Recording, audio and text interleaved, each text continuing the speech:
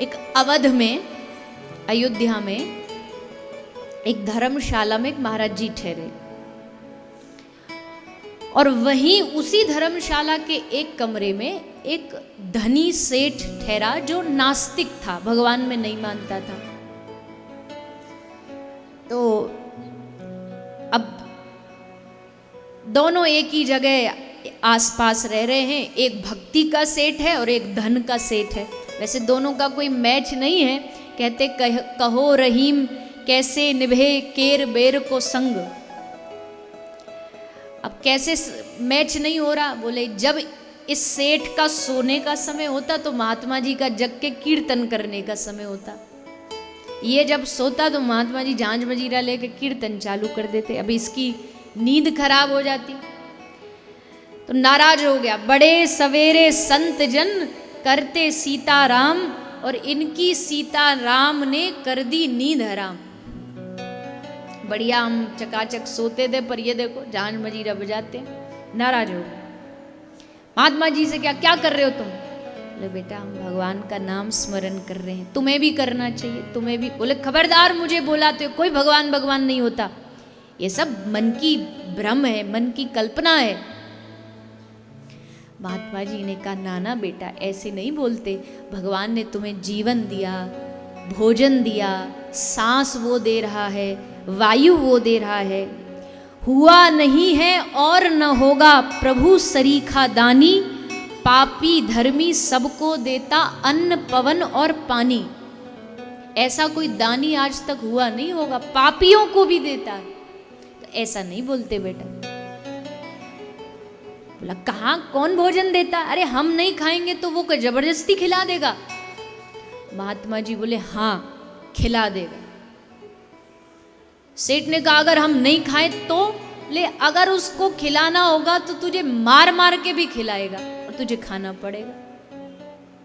बोले ठीक है। तो अगले 24 घंटे तुम्हारी और तुम्हारे भगवान की परीक्षा है। हम व्रत ले रहे हैं, हम कुछ खाएंगे नहीं। अगर तुम्हारे भगवान में हिम्मत है तो हमारे मुख में अन्न डाल के दिखवाए तो हम भी मान जाएंगे। हम सब छोड़ छाड़ के आपके साथ भजन करेंगे, और अगर वो नहीं खिला पाया तो तुम आज से झांझ मजीरा फिर साइड में धर देना। महात्मा जी बोले मंजूर है। अब कह के वो चला गया। अगले 24 घंटे उसने व्रत ले लिया, हम कुछ भी कुछ हो जाए नहीं खाएंगे। और जाके जंगल में बैठ गया कि चलो शहर में रहेंगे, परिवार के संग रहेंगे तो परिवार वाले हो सकता है जोर जबरदस्ती करें, जी खा लो खा लो। अकेले जंगल में कौन कुछ बोलेगा? तो जंगल में जाके बैठ गए। अब महात्मा जी मनी मन भगवान से कह रहे हैं हे प्रभु इस नास्तिक पर कृपा कर दो। हम हार जाएं हमें उसका कोई गम नहीं है, पर इस बेचारे को अगर हम जीत गए तो इसका आप में भरोसा जाग जाएगा। इसलिए आज इसके भीतर इस पे कृपा कर दो।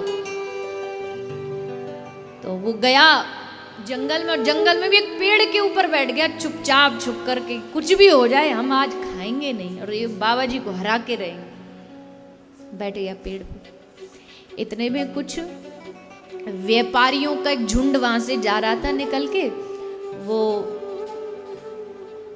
उसी पेड़ के नीचे बैठ के भोजन लाए थे, तो सब वहां बैठ के आराम से भोजन करने बैठ गए, भोजन करने लगे। भोजन उन्होंने खोल के अपना टिफिन लंच सब बढ़िया सजा के रखा ही था कि इतने में जोर जोर से घोड़ों की आवाज आई। व्यापारी समझ गए डाकुओं का कोई झुंड आ रहा है। जैसे डाकुओं का झुंड आ रहा है सो व्यापारी सब अपना सामान उठा के और वहां से भागे। अब डाकुओं का झुंड आके पेड़ के नीचे रुका, देखा अरे 56 भोग लगे हुए हैं, बढ़िया भोजन सजा हुआ है, चलो खा लेते हैं। चोरों का सरदार बोला डाकुओं का सरदार खबरदार हाथ लगाया तो क्या पता ये कुछ जाल हो, हमारे लिए जाल बिछाया गया हो, क्या पता इस भोजन में जहर मिला हो, और क्या पता जहर मिलाने वाला भी यहीं कहीं छुपा हो। अब वो पेड़ में से सब कहानी देख रहा था, उसे पता था कि एक सब कहानी चल रही हो ऐसे चुप। सरदार बोला ढूंढो जिसने इसमें जहर मिलाया हो। अब और जैसे मिले तो पकड़ के मार डालो। अब मारने की जैसे बात आई सो डरा, हिला डुला, पत्ते हिले, बोले महाराज मिल गया। उसको पकड़ के पेड़ से नीचे उतारे, उतर नीचे, उतर नीचे, ये तूने रखा है भोजन? बोले नहीं, हमने नहीं रखा। तूने इसमें जहर मिलाया? नहीं जी, हमने कतई जहर नहीं मिलाया, आप खाओ आराम से। बोले हम कैसे मान ले इसमें जहर नहीं? सरदार बोला एक काम करो, पहले इसको खिलाओ, एक बार इसके मुंह में डालो। डर से कांप के बोला हम मर जाएंगे पर खाएंगे नहीं। वृक्ष से उतरा, बात कह लो तुम खोटी खरी, पर कसम तुम्हारी मैं रोटी नहीं खाऊंगा, कुछ भी हो जाए रोटी नहीं खाऊंगा। हाथ में ले छड़ी तब दसे सरदार बोला, तुझे आज रोटी मार मार के खिलाऊंगा। आज रोटी तो तुझको खानी पड़ेगी, तभी तो हम सब खा पाएंगे, पहले पता चले। जबरदस्ती लेकर के, अब मरता क्या नहीं करता। महाराज शर्त वर्त बाद में देख लेंगे, गोली खाने से तो बचे, इससे बढ़िया रोटी खा लें। सो मुख में रोटी डाल दी गई। और ये कोई कहानी नहीं है, ये सच्ची घटना। वो आगे चल कर के बहुत बड़े संत बने, संत मलूक दास। और फिर उन्होंने कहा कि अजगर करे न चाकरी, पंछी करे न काम, और दास मलूका कह गए सबके दाता राम। सबको देने वाला वही, सबको खिलाने वाला वही, सबको नचाने वाला वही। इसलिए भगवान की सत्ता को ना कभी शर्त मत करना, चैलेंज मत करना। वो जब जीतने पर आएगा ना तो मार मार के भी खिलाएगा। ये जो तर्क देने वाले लोग होते हैं ना, भगवान ऐसे नहीं, भगवान की सत्ता पर भरोसा करो। भगवान भगवान कोई नहीं होता। अरे जिस जीभ से, जिस वाणी से तुम बोल रहे हो ना, ये देने वाला भी वही है।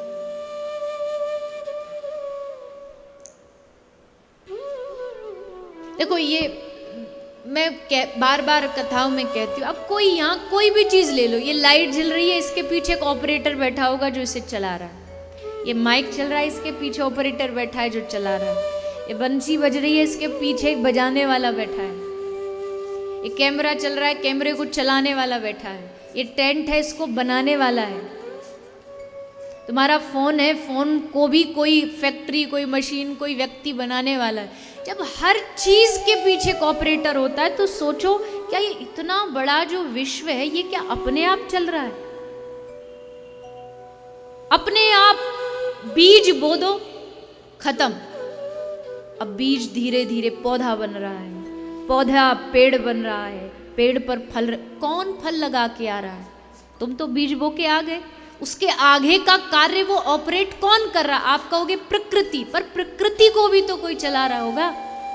बस उसको खोज लो कि वो चलाने वाला कौन है। इस दुनिया को चलाने वाला कौन है, हमको चलाने वाला कौन है, उसको खोजना ही इस कथा का लक्ष्य है। कि आप पता कर लो कि हमारे जीवन को, हमारे सर्वस्व को चलाने वाले हमारे ठाकुर जी, हमारे भगवान। बस इतना भरोसा जगा लो। और अगर वो चला रहा है तो उस पर इतना भरोसा रखो कि वो हमारा हितैषी है, हमारा दुश्मन नहीं है, हमारा शत्रु नहीं है। अगर हमारे साथ कुछ कर भी रहा है जो हमें गलत लग रहा है, पर वो गलत नहीं है, वो हमारे भविष्य के लिए, हमारे अच्छे भविष्य का निर्माण कर रहा है। जैसा अभी का बुद्धि छोटी है, ये भगवान की लीला को समझ नहीं पाएगी।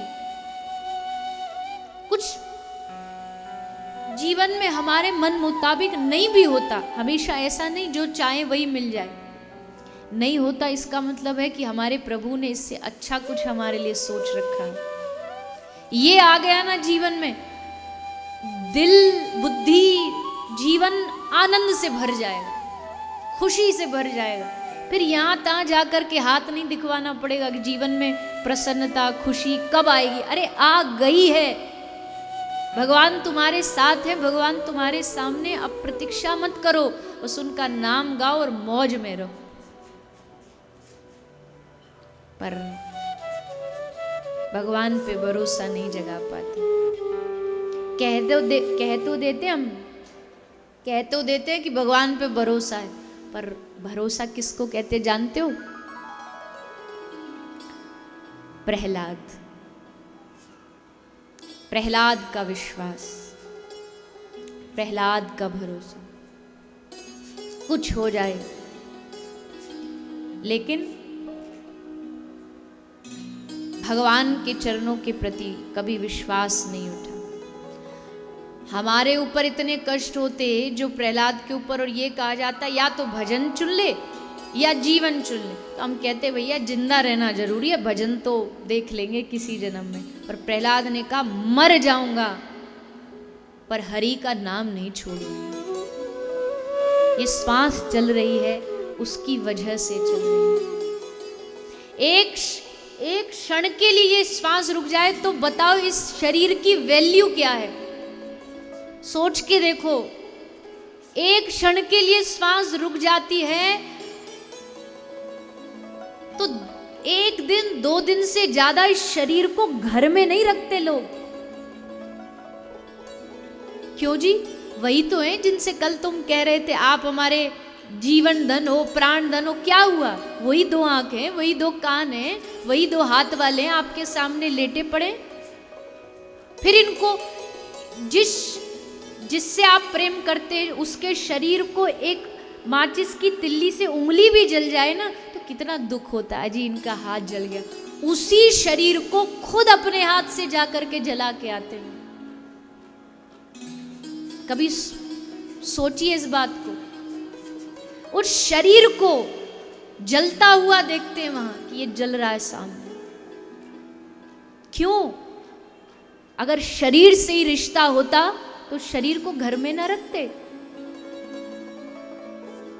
लेकिन हमारा रिश्ता शरीर से नहीं है, उस शरीर के भीतर जो परमात्मा रूप में आत्मा बैठी है ना, उससे रिश्ता है। इसलिए जैसे वो परमात्मा रूप में आत्मा गई, रिश्ता खत्म। फिर शरीर देह कोई काम का नहीं, जाके उसे नष्ट कर दिया। इसका सीधा सा मतलब है तुम्हारा रिश्ता तुम्हारी पत्नी से नहीं है, पत्नी के भीतर जो परमात्मा बैठा है उससे है। बस उस रिश्ते को समझ लो। शरीर से रिश्ता होता तो जलाते नहीं, रिश्ता परमात्मा से है।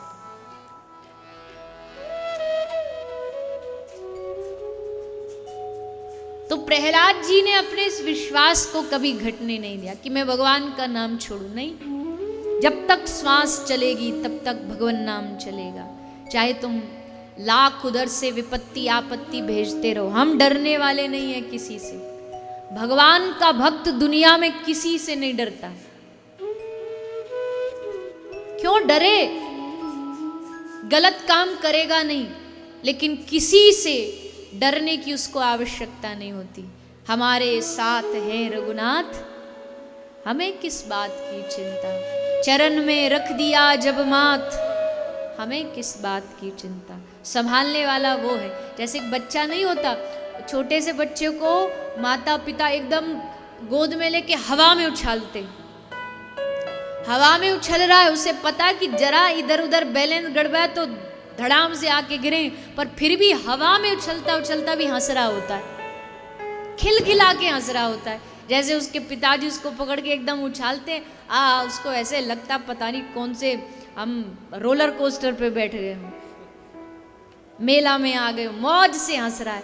क्यों? क्योंकि उसको भरोसा है नीचे पिता खड़ा है, वो गिरने नहीं देगा, पकड़ लेगा, संभाल लेगा। जब जगत के पिता पर इतना भरोसा कर सकते हो तो उस जगत पिता पर, परम पिता पर क्यों भरोसा नहीं करते? उस पर क्यों विश्वास नहीं करते कि मेरा प्रभु, मेरा आराध्य, मेरा मालिक, मेरे गोविंद, मेरे प्रभु कभी मुझे गिरने नहीं देंगे। बाहें थाम के खड़े हैं, कब कोई गिरे और कब उसको संभालें, कब उसे पकड़े।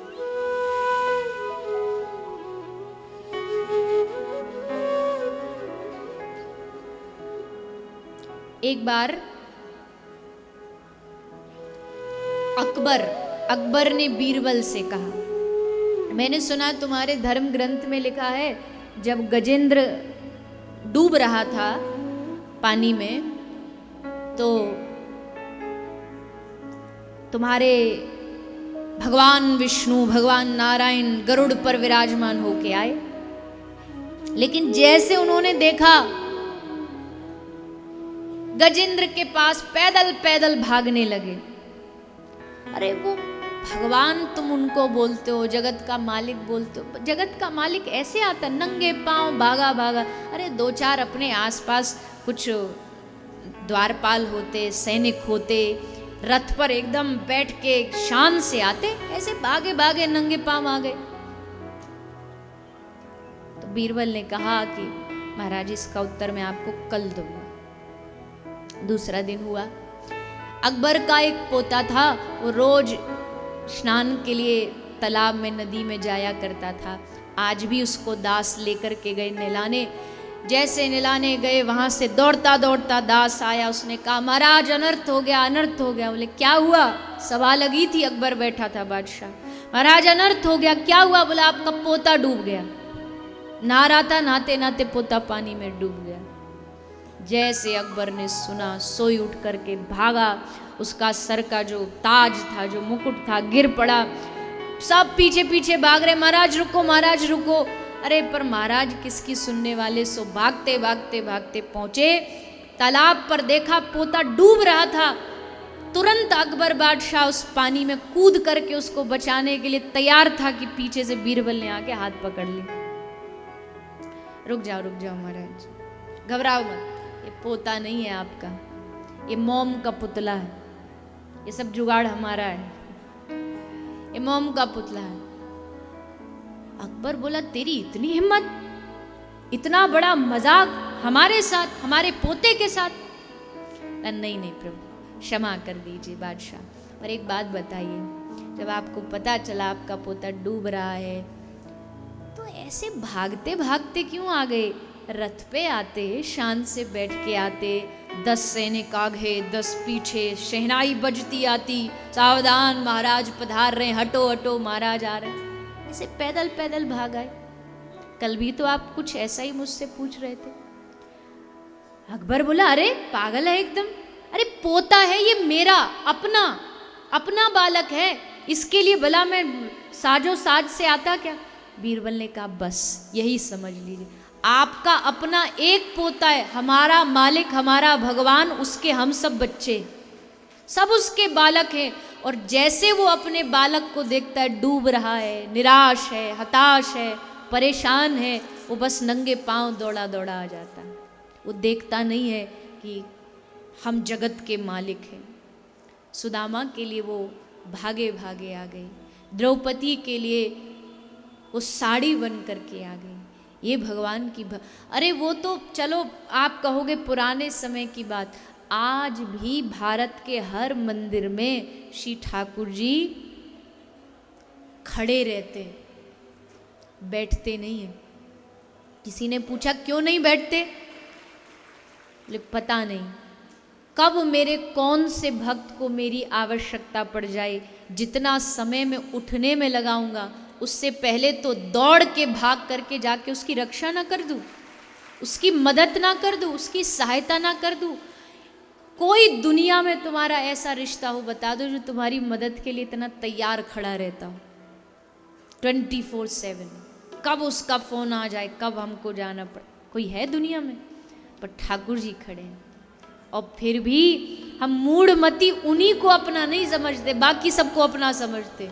ये काम आ जाएगा बुरे समय में, ये काम आ जाएगा। और जो भगवान जो हर समय खड़ा है कि कोई मुझे पुकार ले, बस एक बार बुला भर ले, मैं तैयार हूं, उसको अपना नहीं मानते। इसलिए चाहे दुनिया के सारे आश्रय टूट जाएं, सारे सहारे टूट जाएं, पर ठाकुर जी का सहारा कभी मत छोड़ना। मैं कहती हूँ दुनिया वालों के लिए होगा डूबते को तिनके का सहारा, पर हम ब्रज वालों के लिए तो डूबते का तिनका सहारा नहीं है, डूबते का कृष्ण सहारा है।